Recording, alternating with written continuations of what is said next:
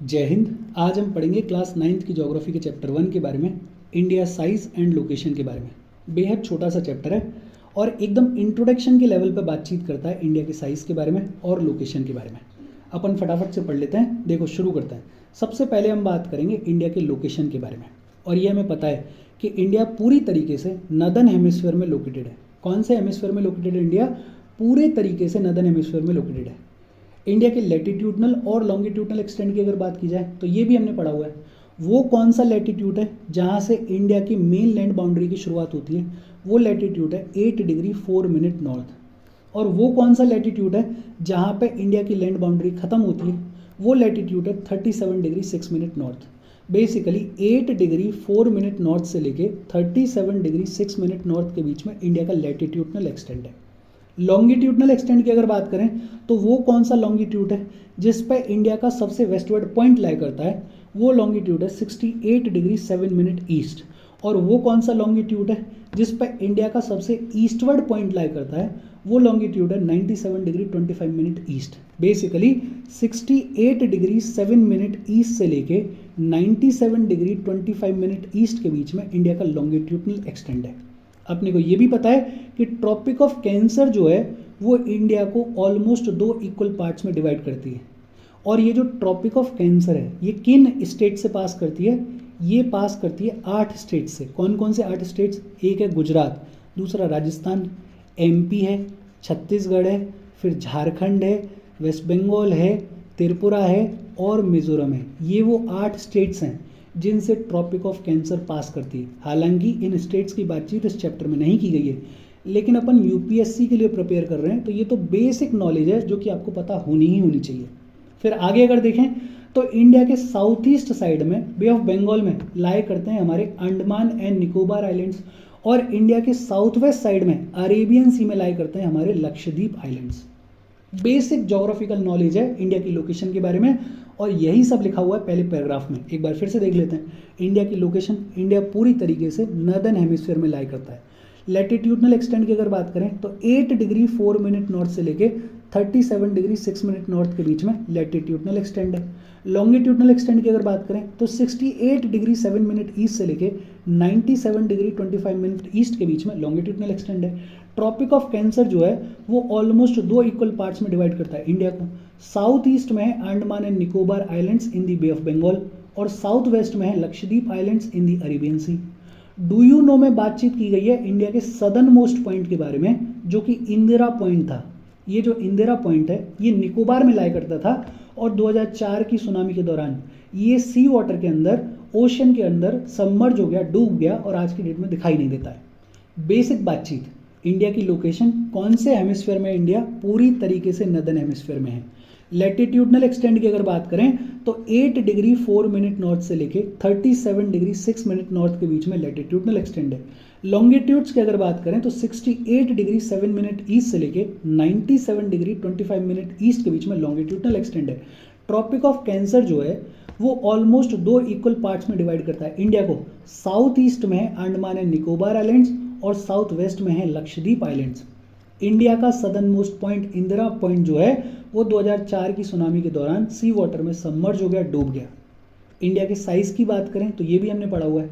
India का total area कितना है? 3.28 मिलियन स्क्वायर किलोमीटर। कितना एरिया है? 3.28 मिलियन स्क्वायर किलोमीटर। प्रिसाइजली अगर बात करें एक्यूरेटली तो 3287263 million square kilometre is the area of India. और ये जो एरिया है 3.28 मिलियन स्क्वायर किलोमीटर, ये वर्ल्ड के टोटल ज्योग्राफिकल एरिया का सिर्फ कितना है? 2.4% है। एरिया वाइज अगर बात करें तो India is the 7th largest country. Area wise दुनिया में India is the 7th largest country. सबसे बड़ी कंट्री कौन सी है area wise? Russia. Russia is the largest country area wise. Russia का एरिया कितना है? 17.09 मिलियन स्क्वायर किलोमीटर। दूसरे नंबर पे कनाडा, फिर यूएसए, फिर चाइना, फिर ब्राज़ील, फिर ऑस्ट्रेलिया, और 7th लार्जेस्ट कंट्री कौन सी है? इंडिया है। Largest country area wise Russia, 7th largest country India.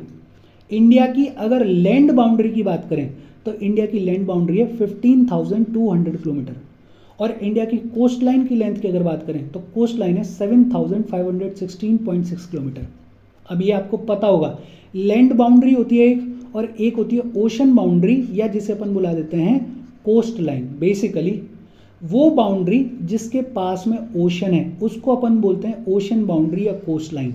India की कोस्ट लाइन कितनी है? 7516.6 किलोमीटर। और इस कोस्ट लाइन में हमारे जो अंडमान एंड निकोबार आइलैंड्स हैं और लक्षद्वीप आइलैंड्स हैं उनकी कोस्ट लाइन को भी इंक्लूड किया गया है। और लैंड बाउंड्री बेसिकली वो बाउंड्री होती है जिसके इर्द गिर्द लैंड होती है। ये जो लैंड बाउंड्री है हमारी कितनी है? 15,200 किलोमीटर। जोग्राफिकली अगर बात करें तो इंडिया के नॉर्थ वेस्ट में, नॉर्थ में और नॉर्थ ईस्ट में यंग फोल्ड माउंटेन्स हैं, हिमालयाज हैं। ये अपने को पता है कि ये जो नॉर्थ और नॉर्थ ईस्ट में हिमालयाज हैं। और फिर इंडिया का जो लैंड मास है वो साउथ में टेपर करता है और इंडियन ओशन को डिवाइड करता है दो सीज में। वेस्ट में है अरेबियन सी और ईस्ट में है बे ऑफ बंगाल। ये बेसिक बातचीत है, ये सब आपको पता है। इंडिया के नॉर्थ में यंग फोल्ड माउंटेन्स हिमालयाज और साउथ में इंडिया का जो लैंड मास है वो टेपर करता है और इंडियन ओशन को दो सीज में डिवाइड करता है। वेस्ट में है अरेबियन सी और ईस्ट में है बे ऑफ बंगाल। अच्छा, हमने लैटिट्यूडनल और लॉन्गिट्यूडनल एक्सटेंड के बारे में बात की थी। Latitudinal extend 8 degree 4 minute north से लेके 37 डिग्री 6 मिनट नॉर्थ के बीच में है। मतलब अगर डिफरेंस देखें तो डिफरेंस है लगभग 30 डिग्री का। लॉन्गिट्यूडनल एक्सटेंड को अगर देखें तो 68 डिग्री 7 मिनट ईस्ट से लेके 97 डिग्री 25 मिनट ईस्ट के बीच में है। इधर भी अगर डिफरेंस देखें तो डिफरेंस है लगभग 30 डिग्री का। मतलब लैटिट्यूडनल एक्सटेंड और लॉन्गिट्यूडनल एक्सटेंड में डिफरेंस है लगभग 30 डिग्री का। लेकिन जब अपन इंडिया के मैप को देखते हैं तो ईस्ट वेस्ट एक्सटेंड जो है वो लगता है कि नॉर्थ वेस्ट एक्सटेंड के कंपैरिजन में थोड़ा छोटा है। मैप को अगर देखते हैं तो मैप देखने में ऐसा लगता है कि इंडिया का जो ईस्ट वेस्ट एक्सटेंट है वो इंडिया के नॉर्थ साउथ एक्सटेंट से थोड़ा छोटा है।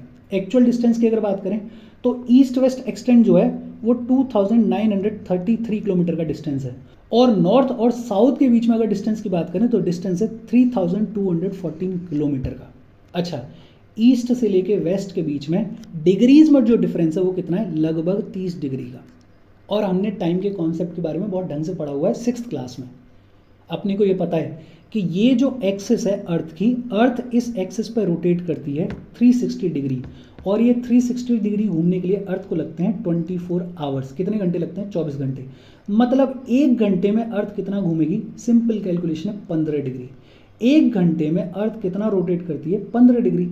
30 डिग्री रोटेट करने के लिए अर्थ को कितना टाइम लगेगा? 2 घंटे लगेंगे। मतलब सूरज जो है वो इंडिया के ईस्टवर्ड पॉइंट पे इंडिया के वेस्टवर्ड पॉइंट के कंपैरिजन में 2 घंटे पहले निकल आता है। मतलब ईस्ट से लेके वेस्ट के बीच में इंडिया में 2 घंटे का लैग है और ये लैग की वजह से घड़ियों में जो टाइम है वो अलग अलग ना हो, उस कंफ्यूजन को अवॉइड करने के लिए हमने स्टैंडर्ड टाइम मेरिडियन को चूज किया है। और हमारी जो स्टैंडर्ड टाइम मेरिडियन है वो कौन सी लॉन्गिट्यूड है? 82 डिग्री 30 मिनट ईस्ट। और ये जो 82 डिग्री 30 मिनट ईस्ट लॉन्गिट्यूड है ये पास करती है मिर्ज़ापुर नाम की जगह से। मिर्ज़ापुर जो कि यूपी में लाया करता है, वहाँ से पास करती है। मैं ऐसी उम्मीद कर रहा हूँ कि आपको ये टाइम का जो कॉन्सेप्ट है वो ढंग से समझ में आता होगा।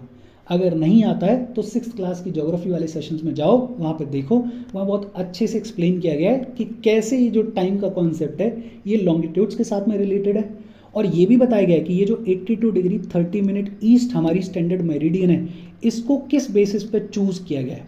अच्छा, ये तो हो गई लॉन्गिट्यूडनल एक्सटेंड की बात। अगर लैटिट्यूडनल एक्सटेंड की बात करें तो हमारे लैटिट्यूडनल एक्सटेंड में भी कितना डिफरेंस है? लगभग 30 डिग्री का है। और ये जो लैटिट्यूडनल एक्सटेंड है ये हमारे डे एंड नाइट की लेंथ को इम्पेक्ट करता है, इन्फ्लुएंस करता है। इसको अगर सिंपल लैंग्वेज में देखें तो अपने को ये पता है कि इक्वेटर के ऊपर सन की डायरेक्ट रेज पड़ती हैं। मतलब जो जगह इक्वेटर के जितना ज़्यादा पास में लोकेटेड होगी उस जगह पे डे एंड नाइट की लेंथ जो है वो ऑलमोस्ट इक्वल होगी। जैसे जैसे कोई भी जगह इक्वेटर से दूर होती जाती है उसके डे और नाइट की लेंथ में वेरिएशन देखने को मिलता है। फॉर एग्जाम्पल, अपन ये जानते हैं कि 6 महीने के लिए हमारा जो नॉर्थ पोल है उस पर नाइट होती है और 6 महीने के लिए दिन होता है। ऐसा क्यों होता है? बिकॉज एक टाइम ऐसा होता है जब सूरज जो है वो पूरी तरीके से सदर्न हेमिस्फीयर में होता है तो हमारा जो नॉर्थ पोल है उस पर नाइट होती है, और जब सूरज जो है वो पूरी तरीके से नॉर्दर्न हेमिस्फीयर में होता है तो हमारा जो नॉर्थ पोल है उस पर पूरी तरीके से दिन रहता है। ये क्यों हो रहा है? बिकॉज सन की लोकेशन के हिसाब से डे और नाइट की जो लेंथ है वो वेरी करती है, मतलब लेटिट्यूडनल एक्सटेंट के हिसाब से डे और नाइट की लेंथ जो है वो वेरी करती है। ये भी होपफुली आपको समझ में आता होगा, इजी कॉन्सेप्ट है, 8 तक तो अब तक आपको समझ में आना चाहिए। अच्छा, फिर बात की गई है यहाँ पे find out why 82 degree 30 minute east has been selected as the standard meridian of India. मैं ये चाह रहा हूँ कि इसको आप मुझे आंसर करके बताओ कमेंट सेक्शन में। आता है तो ठीक है, और अगर नहीं आता है, जानना चाह रहे हो, तो वो भी बता देना कमेंट सेक्शन में। अगर नहीं आता होगा तो फिर अगले किसी सेशन में इसके बारे में बात कर लेंगे कि क्यों हमने 82 डिग्री 30 मिनट ईस्ट को standard meridian of India choose किया। फिर आगे बात की गई है इंडिया एंड वर्ल्ड के बारे में। इंडिया के लैंडमार्क्स को अगर देखें तो वो एकदम सेंट्रल लोकेशन पर लोकेटेड है। एक तरफ है ईस्ट एशिया और दूसरी तरफ है west Asia. In fact Asian continent का साउथवर्ड एक्सटेंट है इंडिया। देखो अपन देख लेते हैं, देखो इंडिया जो है ये अपना पूरा एशिया, इस एशिया में इधर है ईस्ट एशिया, इधर है वेस्ट एशिया, ऑलमोस्ट सेंटर में और साउथवर्ड साइड में लोकेटेड है हमारा इंडिया। इसमें कोई दिक्कत होनी नहीं चाहिए। अच्छा, इंडिया में एक जो सबसे खूबसूरत चीज़ है उसकी लोकेशन के बारे में, वो है कि इंडिया के पास में बड़ा लंबा चौड़ा कोस्ट लाइन है। इनफैक्ट दुनिया में कोई और दूसरी कंट्री नहीं है जिसके पास में इतना लंबा कोस्ट लाइन हो, और कोस्ट लाइन की वजह से हम जो है वो दुनिया भर से पानी के रास्ते से वेल कनेक्टेड है। हमारा जो डेक्कन प्लेटू है वो इंडियन ओशन में एक्सटेंड करता है और हम दुनिया भर से पानी के रास्ते से कनेक्टेड हैं। जैसे वेस्ट में अगर देखें तो वेस्ट एशिया, अफ्रीका, यूरोप के साथ में हम वेल कनेक्टेड है, पानी के रास्ते से आ जा सकते हैं। ईस्ट में अगर देखें तो south east Asia, east Asia के साथ में हम वेल कनेक्टेड हैं। और ये कोस्ट लाइन का फ़ायदा है बिकॉज ओशन के थ्रू ट्रेड एंड कॉमर्स जो है वो ईजिली हो जाता है, सस्ता हो जाता है, और फिर ओशन के रास्ते के थ्रू आइडियाज़ का एक्सचेंज भी होता है, और आइडियाज़ के एक्सचेंज के थ्रू नॉलेज, वर्ल्ड व्यू, उसमें इंप्रूवमेंट आता है। इनफैक्ट 1869 में सुएज कैनाल को ओपन कर दिया गया, और जब 1869 में सुएज कैनाल को ओपन कर दिया गया तो इंडिया और यूरोप के बीच में जो डिस्टेंस है वो 7000 किलोमीटर से रिड्यूस हो गया, वो 7000 किलोमीटर से कम हो गया। सुएज कैनाल, ये जो जगह है, इस जगह पे सुएज कैनाल है, आपको पता होगा।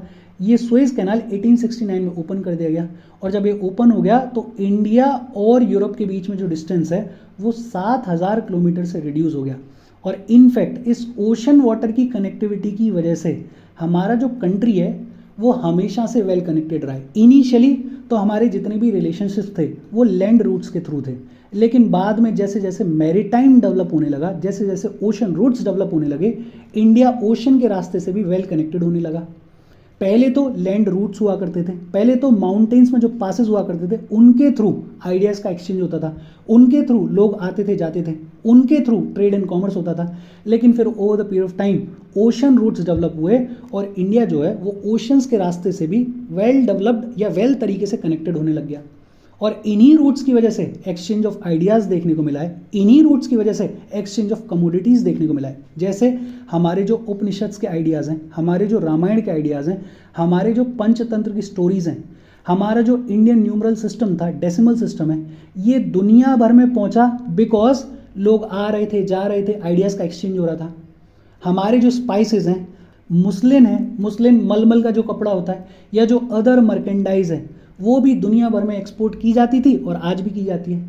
लेकिन उल्टा भी है, दुनिया भर के लोग यहाँ पर आए अपने ट्रेड एंड कॉमर्स के पर्पज़ से, दुनिया भर के लोग यहाँ पर आए अपने आइडियाज़ को लेकर। जैसे ग्रीक स्कल्पचर वो हमारे इंडिया में देखने को मिलता है। हमारे यहाँ पे जो डोम्स बनाए गए हैं, जो मिनरेट्स बनाए गए हैं, उनका जो आर्किटेक्चरल स्टाइल है वो वेस्ट एशिया से इन्फ्लुएंस्ड है। मतलब हमारे आइडियाज़ भी दुनिया भर में गए और दुनिया भर के आइडियाज़ जो हैं वो हमारे यहाँ पर भी आए। और ये जो आइडियाज़ हैं वो इनिशियली लैंड रूट्स के थ्रू आ रहे थे, इनिशियली माउंटेन्स में जो पासेस होते हैं उनके थ्रू आ रहे थे, लेकिन फिर बाद में जैसे जैसे ओशन रूट्स डेवलप हुए तो ओशन रूट्स के थ्रू भी खूब सारा एक्सचेंज हुआ। फिर बात की गई है इंडिया के नेबर्स के बारे में। ये हमें पता है इंडिया में कितने स्टेट्स हैं, 28, और कितने यूनियन टेरिटरीज हैं, 8 यूनियन टेरिटरीज हैं। अगर नेबर्स की बातचीत की जाए तो फटाफट से नेबर्स देखो। इधर वेस्ट में पाकिस्तान है, पाकिस्तान से जस्ट ऊपर अफगानिस्तान है, अफगानिस्तान से इधर देखोगे तो ये पूरा चाइना है, चाइना से जस्ट नीचे यहाँ देखोगे तो नेपाल है, नेपाल के बगल में भूटान है, भूटान से थोड़ा सा इधर नॉर्थ ईस्ट से इधर चल के आओगे तो इधर म्यांमार है, और इधर नॉर्थ ईस्ट के नीचे देखोगे तो बांग्लादेश है। ये कंट्रीज़ हमारी नेबरिंग कंट्रीज़ हैं। पाकिस्तान है, अफगानिस्तान है, चाइना है, नेपाल है, भूटान है, म्यांमार है, बांग्लादेश है। इसके अलावा हमारे 2 आइलैंड नेबर्स भी हैं, और वो 2 आइलैंड नेबर्स कौन से हैं? एक है श्रीलंका और दूसरा है मालदीव्स। श्रीलंका और इंडिया को सेपरेट करता है एक तो पाल्क स्ट्रेट और दूसरा गल्फ ऑफ मन्नार। इस सब के बारे में हमने पढ़ा हुआ है और इसके साथ ये चैप्टर खत्म हो गया। इजी चैप्टर था, कुछ था ही नहीं इस चैप्टर में, लेकिन एक बार पढ़ना ज़रूरी था बिकॉज किताब में दे रखा है। फिर भी अगर कोई डाउट हो तो कमेंट करके पूछ लेना। अच्छा, जाने से पहले वीडियो पे लाइक के बटन को दबा दो, शेयर कर दो अपने सोशल मीडिया हैंडल्स पे और चैनल को सब्सक्राइब कर लो। Thank you very much.